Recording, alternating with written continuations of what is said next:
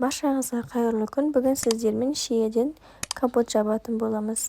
Ең алдымен осылай шиелерімізді жинайтын боламыз. Өздеріңізді керегіндей. Банкаларыңызды жуып тазалап осылай кептіріп алыңыздар. Ең бірінші шиелерді тастай суға 1-2 сағатқа салып қойыңыздар. Оның ішінде әппақ құрттар шығатын болады. 2 сағат өткеннен кейін жаңағы құрты бар суды алып тастап жуып тазалайсыздар. Тағы да 2-3 рет шиелерді қайтадан жуатын боласыздар. Мен уже екінші рет жуып жатырмын. Сосын 3-ші рет суымды ауыстырып тағы да жуып алдым. Міне шиемізді тазалап жуып алдық. Осылай ыдысқа салып қоямыз. Сіздер менің каналыма тіркелмеген болсаңыздар, тіркеліп қоңырауша белгісін басыңыздар. Сол кезде менің жаңа видеоларымды көріп отырасыздар. Маған лайк басып, комментарий бөліміне өз пікірлеріңізді қалдырып кетіңіздер. Осылай крышкаларымызды 5-10 минутқа қайнатып аламыз. Және де банкаларымызды мантоваркаға салып булап аламыз 5-10 минутқа.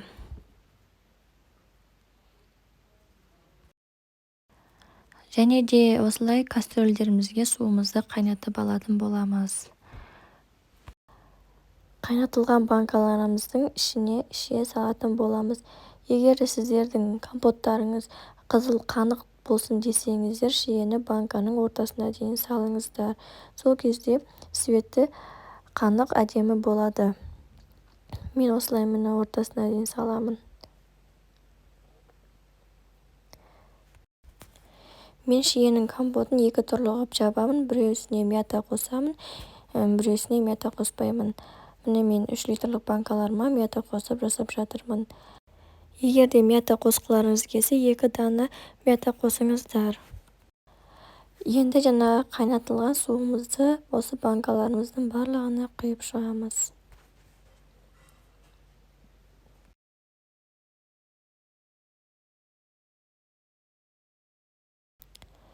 Барлық банкаларыңызға қайнаған суды құйып болғаннан кейін жарты сағатқа тұндырып қойыңыздар. Жарты сағат өткеннен кейін банкамыздың крышкасын ауыстырып, осылай кастрөлдерге суын құйып қайнататын боламыз. Компотымыздың суы қайнағанша банкаларымызға құмшекерді салатын боламыз. Осындай 2 литрлік банкамызға 1 стакан құмшекерді саламыз.